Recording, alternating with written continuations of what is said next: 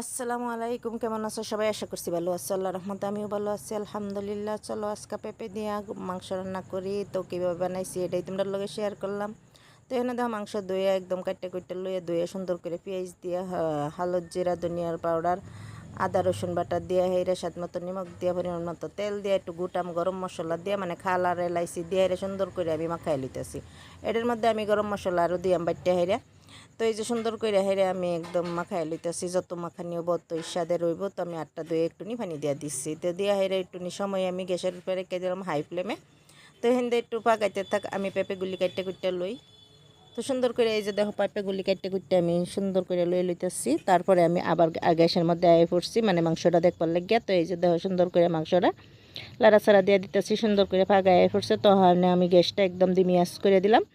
ডিমি আঁচ রান্না করলে একটা মানে কি সুন্দর হয়, মানে তরকারির কালারটা দারুণ হয় আমার কাছে, আর সুন্দর করে সিদ্ধ হয়ে যায়। তো আমি টুলারাচাড়া করে দিয়ে হেরে আমি এই যে দেখাই দিলাম আর কি তোমরা টুলারাচাড়া করে করে দেখাইতেছি। তো মাংসটা এই যে দেখো কষানি হয়ে পড়ছে। সুন্দর মতো মাংসটা কষানি হওয়ার পরে আমি আরেকটু পানি দিয়ে হেরে আরেকটু সময় কষাই এলাম। তো সুন্দর করে কষানি হওয়ার পরে এই যে আমি আরেকটু পানি দিয়ে দিলাম, দিয়ে হেরে আরেকটু সময় কষাই এলাম, মানে আর অল্প সময় কষাই এলাম। কষানির পরে আমি অল্প সময় কষানির পরে এই যে দেখো আমি পেঁপেগুলি দিয়ে হেরা আর একটু কষাই লইতেছি, মানে অল্প পানি আসছিল কষানির মধ্যে। তো আমি সুন্দর করে পেঁপেগুলি দিয়ে হেরে আমি কষাই লইতেছি। পেঁপে আর ভাপ দিউন লাগতো না, মানে ভাপ দিউন লাগতো না। আর এই কষানির মধ্যে আমি দিয়ে দিলাম, মানে কষাই লইলাম আর কি। তো সুন্দর করে কষানির পরে আমি ফাইনাল পানি দিয়ে দিলাম, একটু জল ফের থাকবো। পেঁপে দিয়ে মাংস রান্না করলাম, মানে একদম গাওয়ালিয়া স্টাইলে। আমি প্রায় সময়ই সবজি দিয়ে মাংস রান্না করি। তো আজকে পেঁপে দিয়ে রান্না করছিলাম, এটাই তোমরা লোক শেয়ার করলাম। তো এই যে আমি গরম মশলাগুলি একটু বাইটটা হেঁটে সুন্দর করে ডাইলা দিচ্ছি, এখন তরকারিটা সুন্দর করে হইতে থাক। তো আমি একটু পরে পরে লাড়াচাড়া দিছিলাম।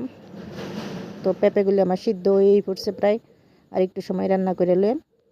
তো এই যে দেখো সুন্দর করে তরকারিগুলি সুন্দর, মানে তরকারিটা সুন্দর করে হয়ে পড়ছে। তো খুবই সুন্দর হয়েছে। এখানে একটু শব্দ হইতেছে, জানোই তো মানুষের মেলো থাকলে এরকমই হয়। তো একটু মানে শব্দ হইলে ইগনোর করবা তোমরা। তরকারিটা আমার সুন্দর করে হয়ে পড়ছে, দেখো কালারটা কত দারুণ আইছে। আর সুন্দর একটা তো মানে তরকারি সবজি দিয়া, মানে পেঁপের সবজি দিয়া। তো এই যে নামাই করে একটু দেখাই দিলাম। তো এই যে দেখো তরকারিটা কিরম সুন্দর হয়েছে। যদি ভালো লাগছে একটু নিয়ে আমার সাপোর্ট করে যায়।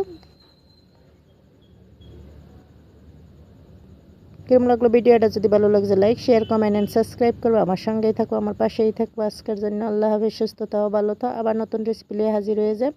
এই তরকারিটা একদম পোলাও রুটি মানে ভাতের লগে পরোটার লগে খাইতে খুবই দারুণ লাগে। তো আমার একটু জানাইও কেমন হয়েছে।